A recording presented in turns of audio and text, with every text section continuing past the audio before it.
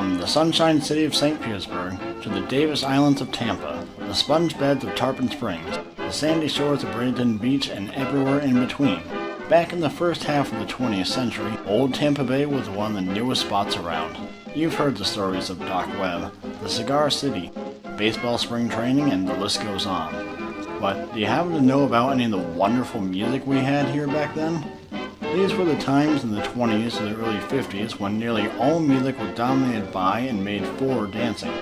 Whether it came from a musical on Broadway playing right then, or was from some classical composer in the Renaissance era, or from the pen of a songwriter in Tin Pan Alley, a song was a song, not owned by any one singer or band that played it the best, and any group of musicians could play it their own way to a crowd that'd love it. Whether it was played over radio, in a ballroom to a crowd of dancers doing two-steps, for your friends on your living room phonograph, you could and were encouraged to dance to it. In these days, musicians and bands use trumpets, trombones, a handful of saxophones and clarinets, a big bass fiddle, guitar and banjo, and more. These bands, whether big or small, swinging out hot or playing it sweet and sentimental, were called dance bands. These dance bands came in all shapes and sizes and dominated all of Tampa Bay. Names you know and plenty more you don't. I'm your host, Chase Porter, and I'd like to invite you to come and listen for the next hour as we explore those days that they were for old Tampa Bay. Here is Danceband Days on Sunshine 96.7 FM.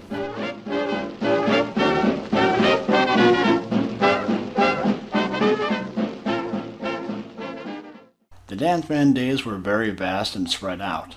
In Tampa Bay alone, there were countless opportunities for the public to hear these bands. In all of the cities, there were plenty of ballrooms, theaters, dance halls, and hotels in which bands were hired. When the 20s had started and jazz became a national sensation, there was already enough of them to go around, but even more came about.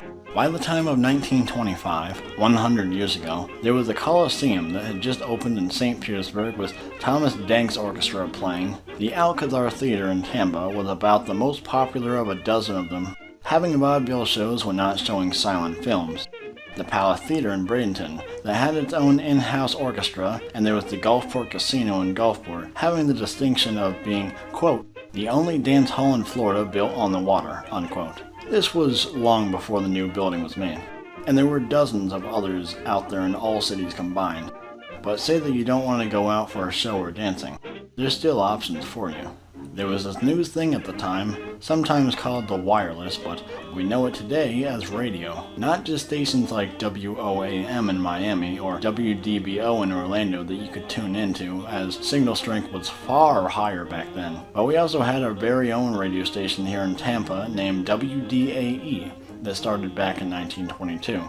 Owned by the Tampa Daily Times, and as the 20s roared onward, we'd later get stations like WFLA and WSUN, the latter of which got syndicated programming from NBC at the time, letting our listeners hear the voices and bands of a nation at large, heard live on timetables printed in paper. All that you had to do was twist the dial to the right spot. If you weren't hearing your local bands on the air, you were hearing ones from all across the nation. And if there were enough fans down here of that band, they'd eventually find their way down here, and you could hear them live. And aside from those two options, say you wanted something a little more on-demand. Records you play on your home phonograph was really the first way of owning music of your favorite bands. For the marching band and higher-class music lovers, there was already the brand new Sunshine Records, made right here in St. Pete in 1925, with the Royal Scotch Highlanders Band. But as for jazz fans, the summer gave us our first taste of Tampa Bay's dance bands with that of Earl Gresh and his Gangplank Orchestra. The Gangplank was a restaurant and speakeasy out in the St. Petersburg region of The Jungle, nowadays in a place called the Jungle Parada Tavern.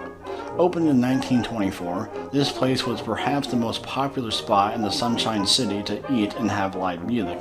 Officially, it was known as the Jungle Country Club by April of 1925. It's no secret then why Earl Gresh became the band leader there during its first season. Gresh, being a violinist, was a very skilled leader and fronted several bands prior. When the Gangplank closed at the end of the season in that April, the band went off on tour in New York and Philly for that summer.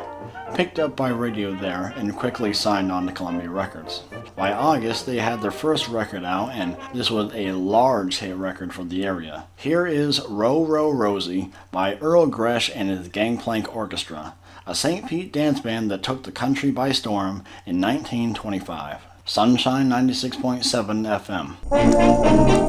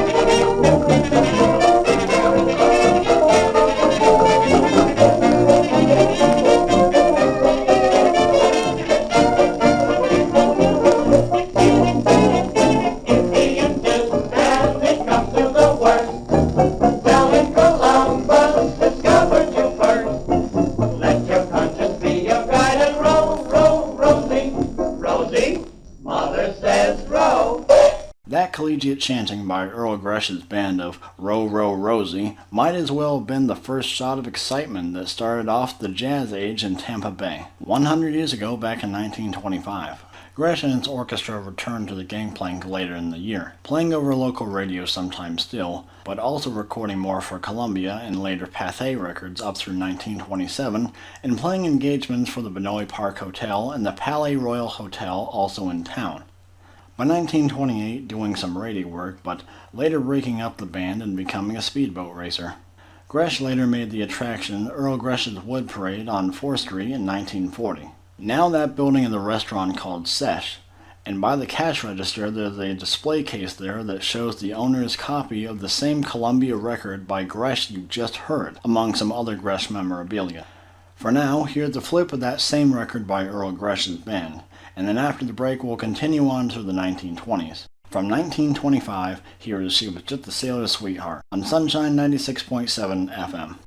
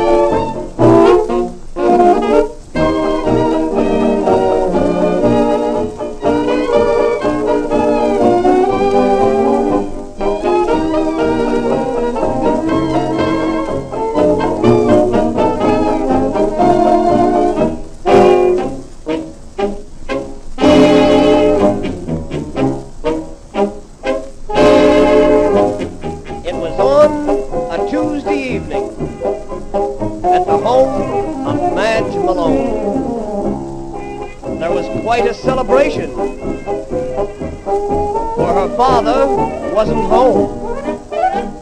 There were songs and witty stories and a bottle on the shelf. When up sprang Dan McGrew and said, "Here's a song I wrote myself. Come on, let's sing it, boys." Right-o, we will. She was just a sailor, sweetheart, and she loved her sailor lad.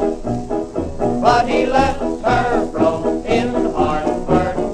He was all she ever had. But she still believes in sailors, and she's true to the red, white, and blue. But although she's barred from the Navy Yard, she loves her sailor boy positively.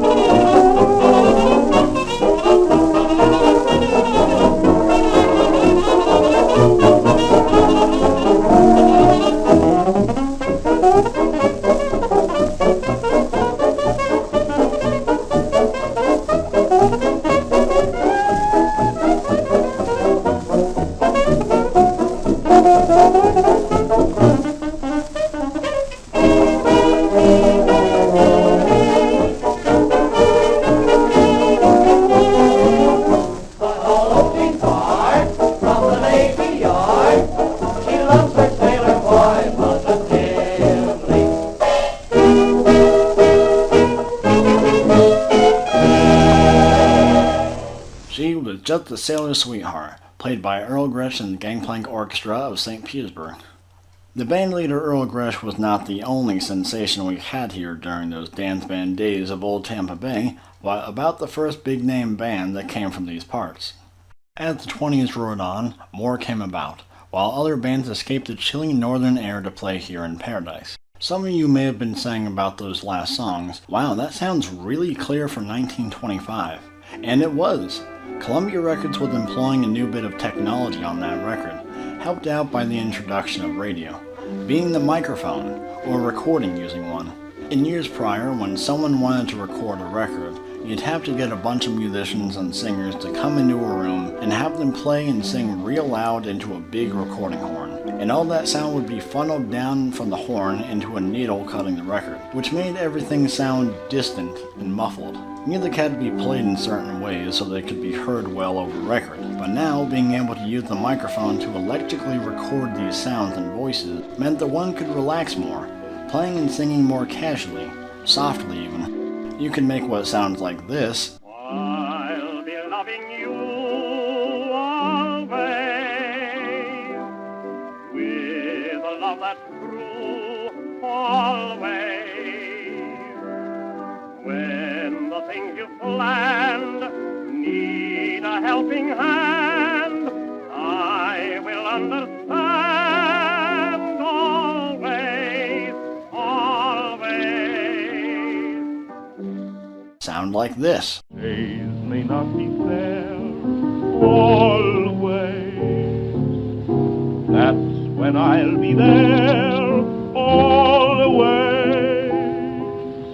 Not for just an hour, not for just a day, not for just a year, but always. With that new range of recording coming into play across the nation, everyone could hear in a lot more detail, and this paved the way for singers with softer voices, thus entering the coming of the crooners.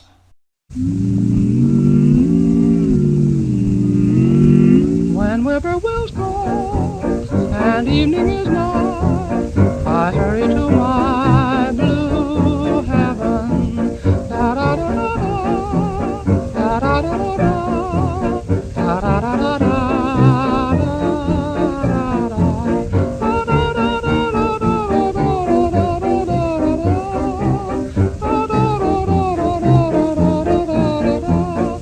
just Molly and me, and baby makes three. We're happy in my blue heaven. That voice you just heard was the crooning of Jack Fulton. One of the singers was Paul Whiteman's orchestra, singing the new hit song My Blue Heaven in July of 1927. In those days, Whiteman was the biggest name in the industry. The 28-piece orchestra of extreme talent such as then crooner Bing Crosby, both Tommy and Jimmy Dorsey, Henry Bussey, and by the end of the year, recruiting the legendary cornetist Big Spiderback and saxophonist Frankie Trumbauer.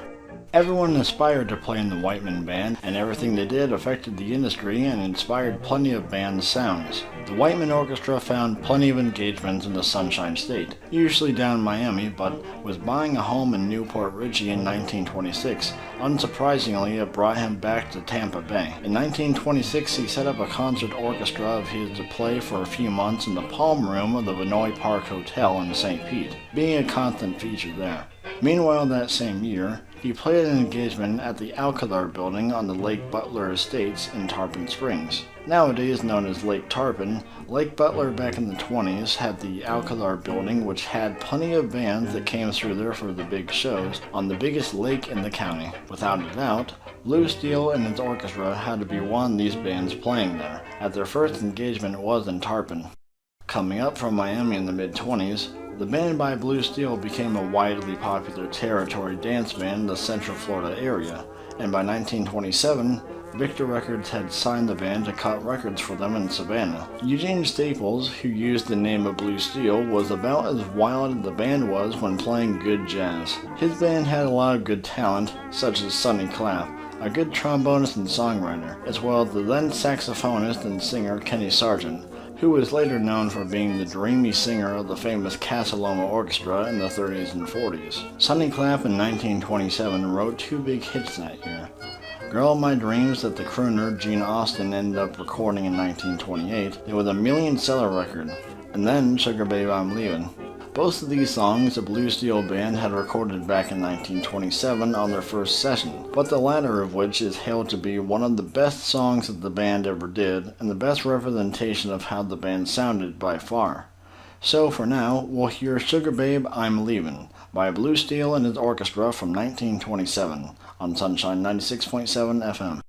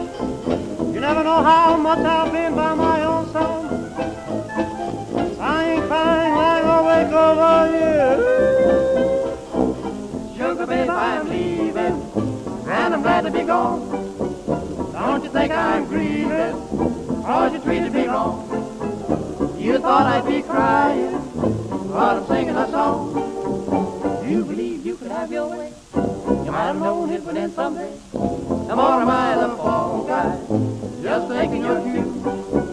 I'm gonna sing you bye-bye blues. I've just been your plaything, but now I'll have my fling. Sugar babe, I'm leaving you.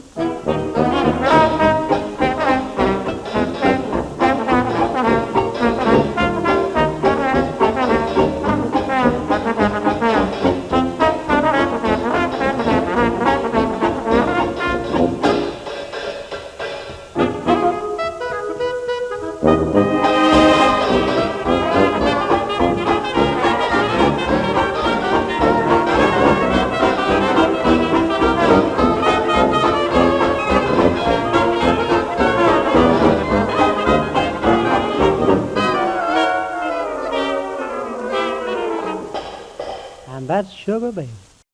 Sugar Babe I'm Leavin, played by Steele His Orchestra and sang by their vocal trio of Pete Schmidt, Sol Lewis, and Ted Delmarter in August of 1927. The fuller acoustics you just heard were the result of the band recording in a movie theater as opposed to a much smaller, closed-off space of a studio. After this session, they'd record for the next few years while on tour up in Atlanta or even as north as Memphis. Their last records were in 1930. Surely a reason for why they stopped when they did was due to the Great Depression that started in the fall of the year previous.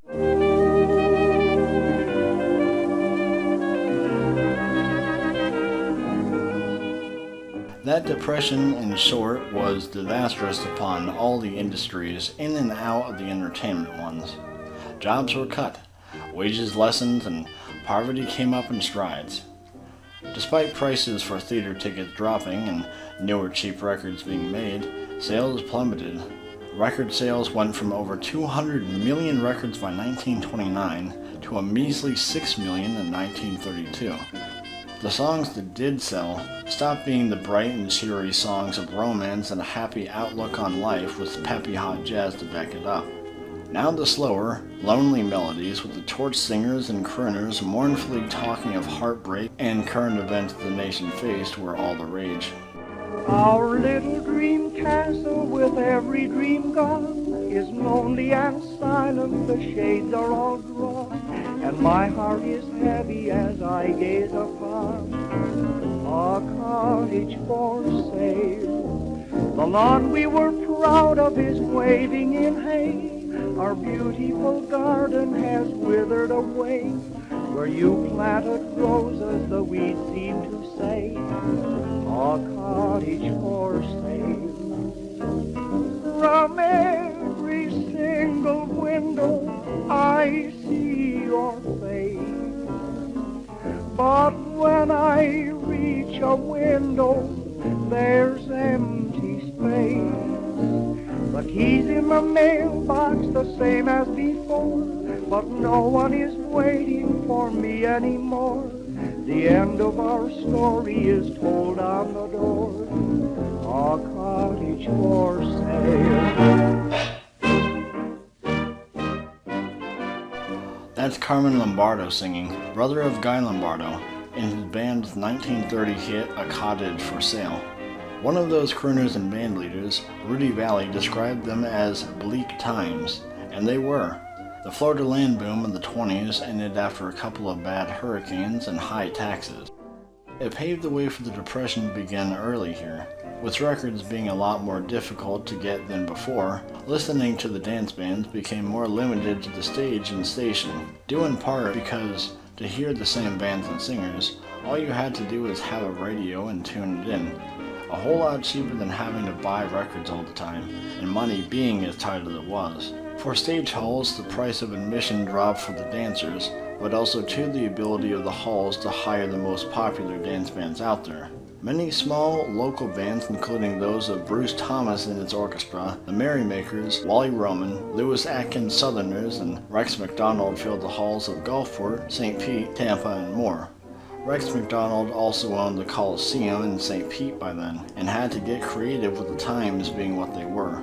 This culminated in 1933, when he had to start hosting what he titled as a depression dance in newspapers. As for the stations, Tampa's WFLA and St. Pete's WSUN had joined forces together during those years, and many bands and singers in the area got to perform to the Bay. One of which in 1931 was a young 17-year-old girl named Miss Frances Langford. She sang on the Have a Tampa Cigar Hour with the orchestra. The band leader Eli Witt saw that she had a lot of talent and took her up to New York to audition for Rudy Valley. Valley was impressed and gave Frances her big break, putting her on his Fleischman's Yeast Hour, a coast-to-coast show broadcasted by NBC weekly that Valley ran up in New York City. From then on, she became a big-name radio torch singer and one of Tampa's notable people. In 1932, she joined one of the newest radio and stage sensations, the romantic piano of Eddy Duchin and his orchestra. So listen, folks, and hear Frances Langford, as she laments, "Now You've Got Me Worrying for You." Sunshine 96.7 FM.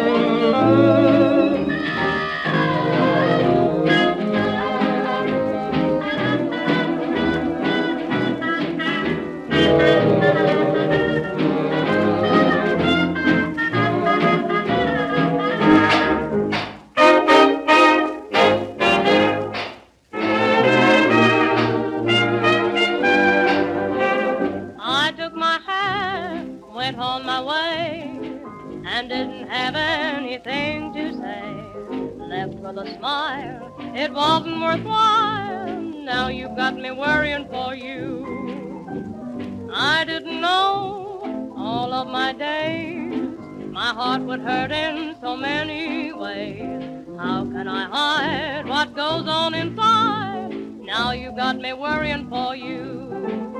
Oh, I took down your picture, tore it to pieces, and then I picked up your picture to paste it together again. My hair was dark when I went away. It wasn't pleasure that turned it gray. Joy in my eyes are tears in disguise. Now you got me worrying for you.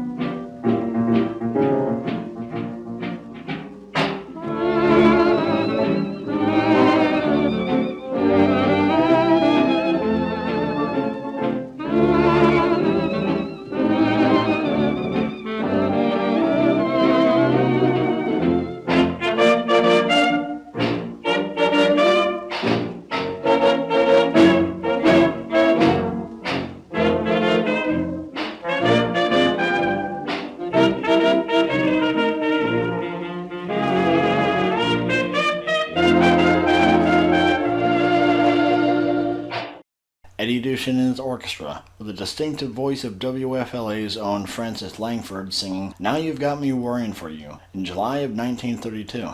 By the end of the year, she was on a stage show with Eddy Duchin at the Paramount Theater in Brooklyn, and by early 1933 took off on a successful solo career, and the rest is history.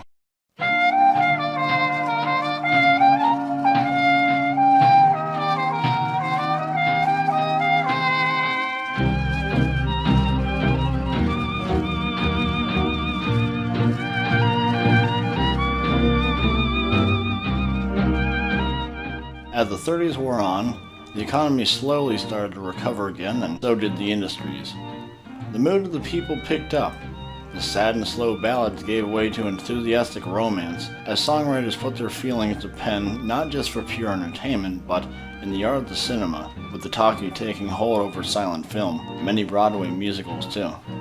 When jazz initially died off, a sophisticated ballroom elegance replaced it, along with swing, which too formed in the mid-30s. New ways to dance filled the nightlife of many a town, and those of Tampa Bay were no different. A new level of creativity was there, not just with stuff to play, but how you played it too. The dance bands were always distinctive before, but with swing, it opened so many more doors. Swing wasn't the only new thing.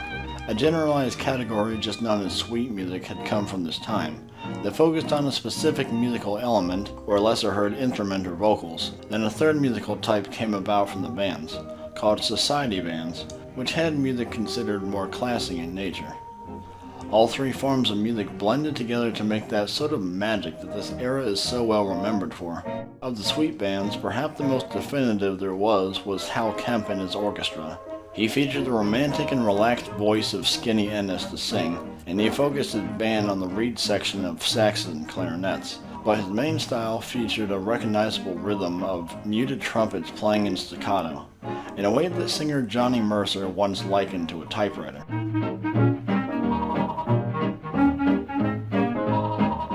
It sounds odd now, but it was tremendously popular then, and thought of as quite romantic. And what they added to this tremendous sound was the charming voice of the band's tour singer, Miss Maxine Gray, who partly hailed from Clearwater. Maxine had been bouncing around several different bands from this time, such as Lawrence Welks and Ted Weems, before auditioning for Hal Kemp in 1935. Her voice and Kemp's band was a winning combination, one that just demands a listen. Here is one of Maxine's early hits with the Kemp band, Thrilled, recorded in early May of 1935 on Sunshine 96.7 FM.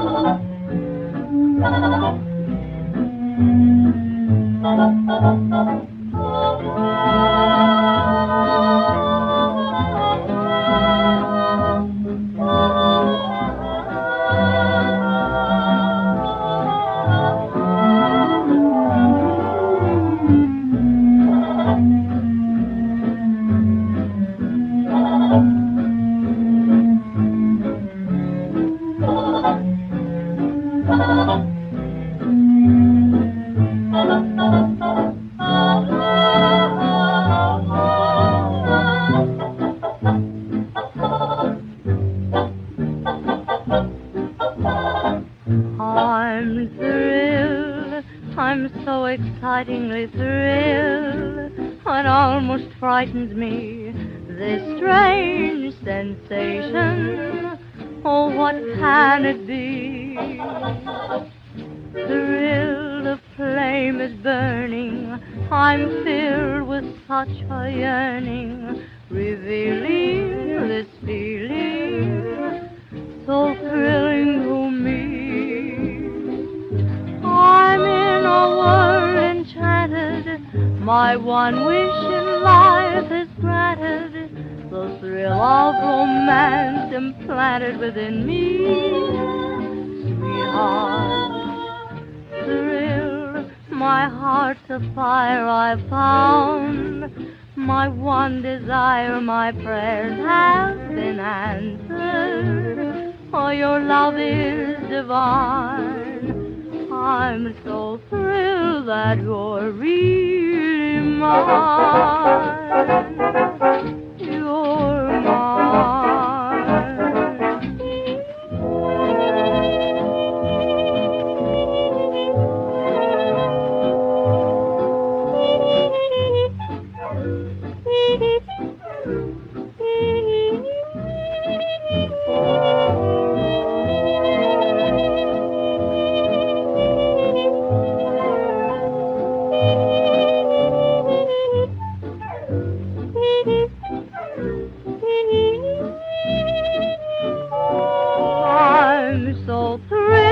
That you're really mine.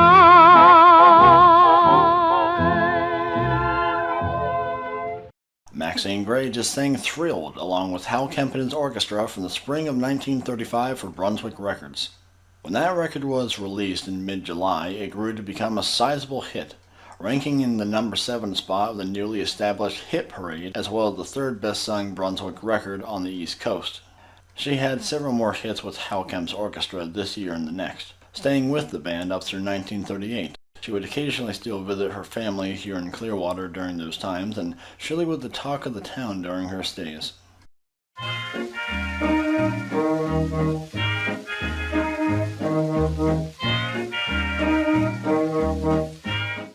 Starting in the 30s, the dance bands had an increasing amount of gigs on the road. Doesn't matter if you were from New York or California. If your band had fans who wanted to hear you, chances are you'd travel the distance. Putting together a bunch of gigs into a tour for one region, driving in a caravan of cars or a bus, or by train usually. The dance bands of 10, 15 or so people usually stayed in hotels and played in them or other dance halls and theaters nearby. This allowed plenty of folks from the nearby towns to gather and hear their favorite band. Tampa Bay was no exception, so neither should this show.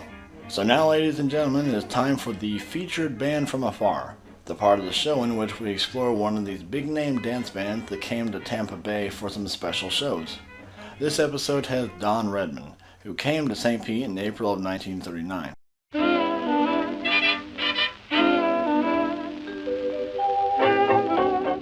Don Redman was one of the most important names of the era in music. He was massively influential as a musician, singer, arranger, and bandleader. Redman's instruments were woodwinds, mainly different ranges of saxophones and clarinets, which is one of the key sections of a dance band, making him familiar enough to make the scores or arrangements for the reed section of different bands. In 1923, he joined the orchestra of Fletcher Henderson's, one of the most legendary black bands in the age of jazz and early blues, quickly rising to become one of his most notable saxophonists, getting good solos, singing impressively, and arranging for the band too. But by 1927, he left to join the newly formed band of black musicians, McKinney's Cotton Pickers, still one of the most celebrated and sought-after black bands of the era, which was around until breaking up in 1931. After which he took all of his experience and some sidemen over and formed his own orchestra.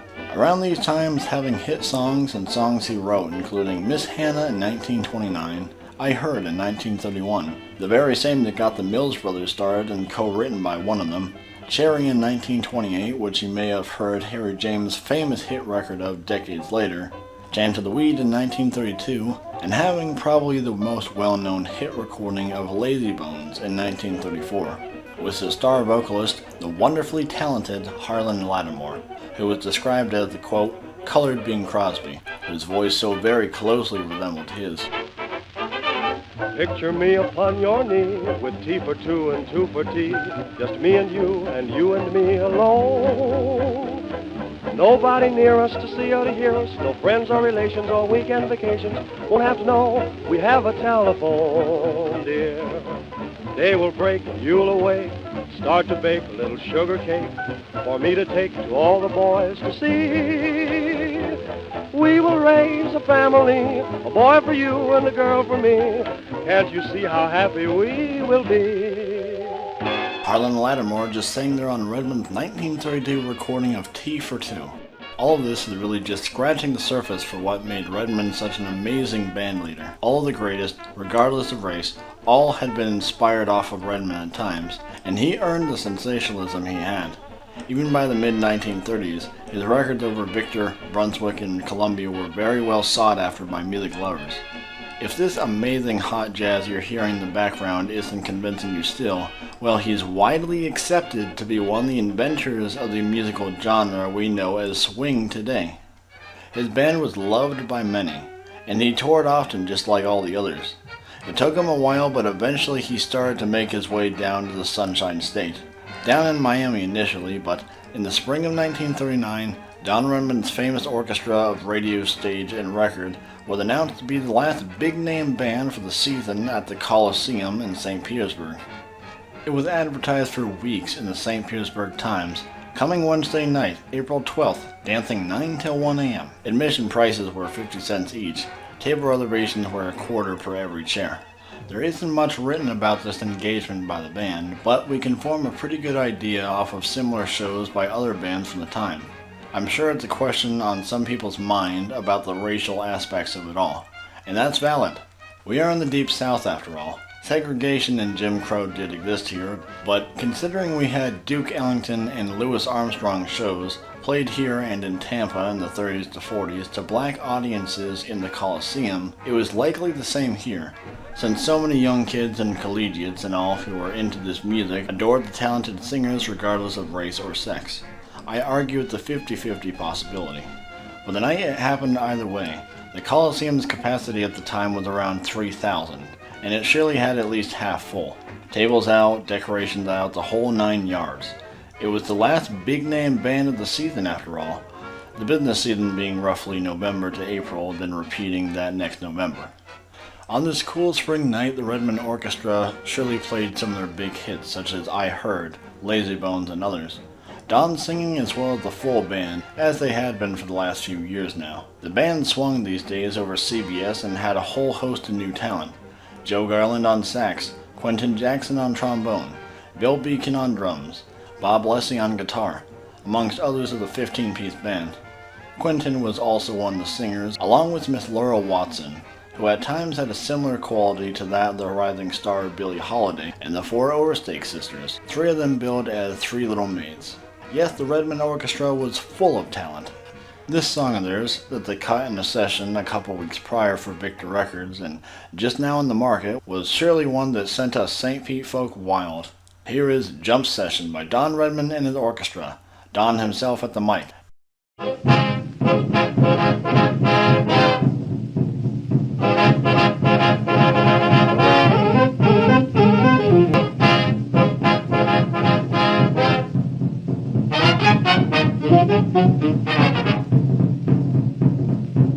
Get ready, get set, but don't get out of town. I've got good news for you, so let's get around. Rhythm is jumping, Jump session, rhythm is jumping, jump session, rhythm is jumping, jump session. Rhythm. Jack is jumping high, oh, rhythm is sleeping, yes, he's sleeping. rhythm is sleeping, Who said he's sleeping? rhythm is sleeping, I said he's sleeping. rhythm. Say he's sleeping to the sky. Whenever the spirit moves you, start rocking to and fro. The rhythm man really grooves you. Come let your troubles go. The rhythm is jumping. Jump, The rhythm is jumping. jump, The rhythm is jumping. jump. The rhythm is jumping, and so am I.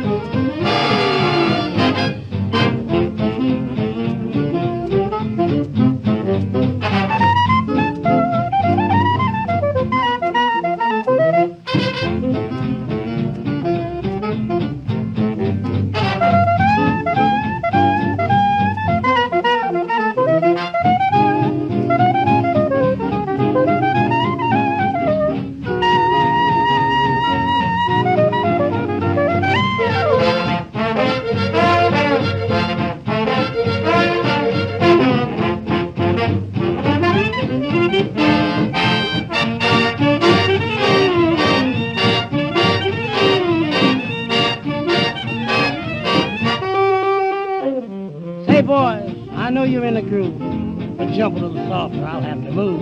And if I move, you know you'll lose a solid place where you can groove. That's better.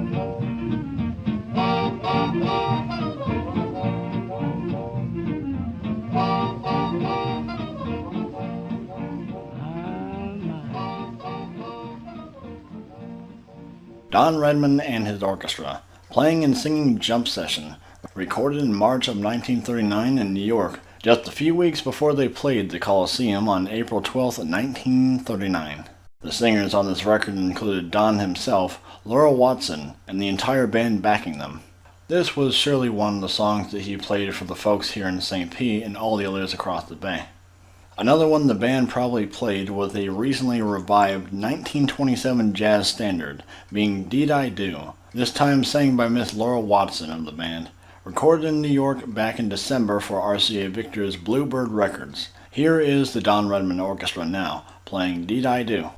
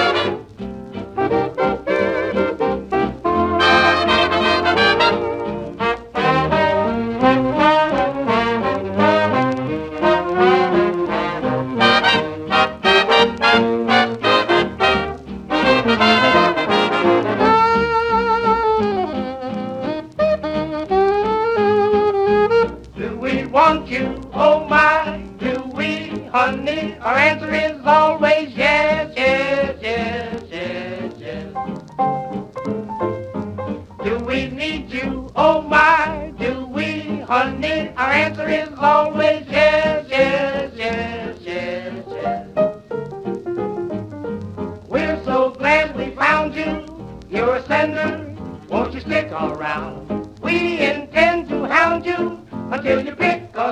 from the band, 'cause we all want you, oh my, do we, honey? Our answer is always yes, yes, yes, yes, yes. The one I love is a secret, that's all that I can say. So I'll just sing about him while you continue to play. Do I want you? Oh my, do I, honey? Indeed I do. Do I need you? Oh my, do I, honey? Indeed I do. I'm glad that I'm the one who found you. That's why I'm always hanging all around you. Now do I love you? Oh my, do I, honey? Indeed I do.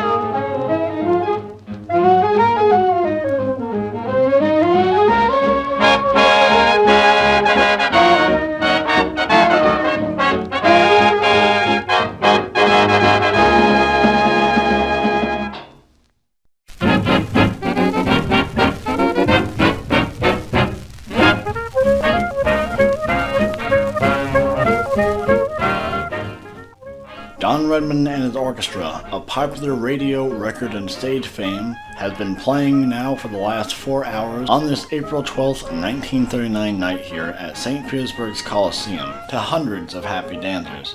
Previously playing Jump Session and Deed I Do, in which both Don Redman himself and the lovely Laura Watson sang. Now they're playing an instrumental of Down Home Rag, another jazz and swing standard, this one being of course a rag from 1911. All three songs fans could get in record stores around this time. After the dance was over by 1:30 in the morning, next the band had to be on the road again, driving north to play in Orlando for the 14s in Orlando's Coliseum. There were several Coliseums located throughout the state. This brings us to the end of the featured band from afar section of the show for this time. Next time it will be the orchestra of Claude Thornhills, who in 1948 played for the Gasparilla in Tampa, and then came over here to St. Pete too. As for now, we have time to explore one more dance band in this episode. So for that, we'll go ahead into the 40s now. The year is 1941, and the Second World War rages in Europe. But over here in America, we aren't quite ready to join them. The Depression is practically gone by now. FDR starts the third term, and the swing era is fully upon us now. And what better way to hear it than with Florida's biggest band at the time? Enter Dean Hudson and his Florida Clubmen, a band that came from the University of Florida in Gainesville back in the mid-30s, who took over the alias of Dean Hudson, which the previous leader had, who had graduated, leaving him with the band. Under Marion's direction, it grew to a massive popularity, playing all over the U.S. and over the three biggest radio networks of CBS, NBC, and the Mutual Broadcasting System, recording every now and then too, but the Hudson Band never shied away from playing in Florida. The whole band was made up of talent from all over the state. Marion, or Dean, was from Lake Worth, Florida. Francis Caldwell, his star torch singer, was from Palmetto, and his baritone, Sal Latimer, in Bradenton, among others. When not abroad or going into recording sessions in New York, they played in Tampa and could be heard weekly over WFLA. Here is one they recorded at the very start of August 1941, a good instrumental called Holly Hop for OK Records.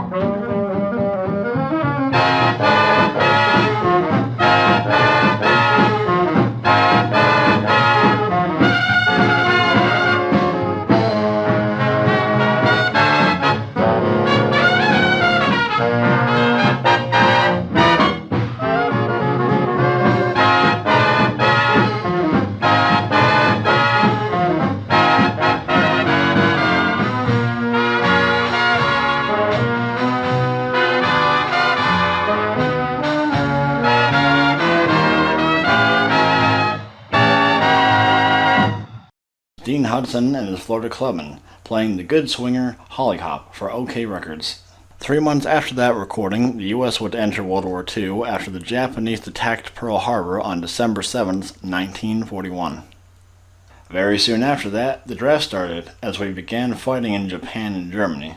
The draft came and the band leaders and other celebrities were not immune. Glenn Miller, Artie Shaw, and Saxy Dowell all got drafted and took up military bands overseas for morale, some seeing combat during this time. But before all of them, the very first of all these leaders to go was Dean Hudson. He later got out after the war and formed another few bands that he led for the next 40 years, in and out of Florida.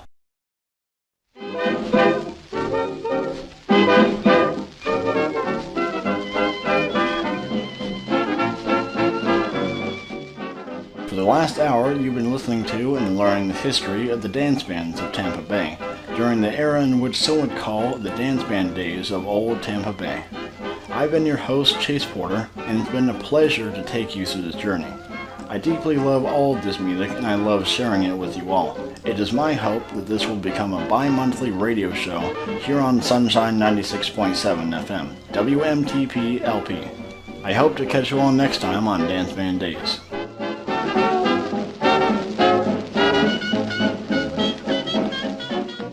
This effort undertaken wasn't done just by me, but helped by many friends and colleagues.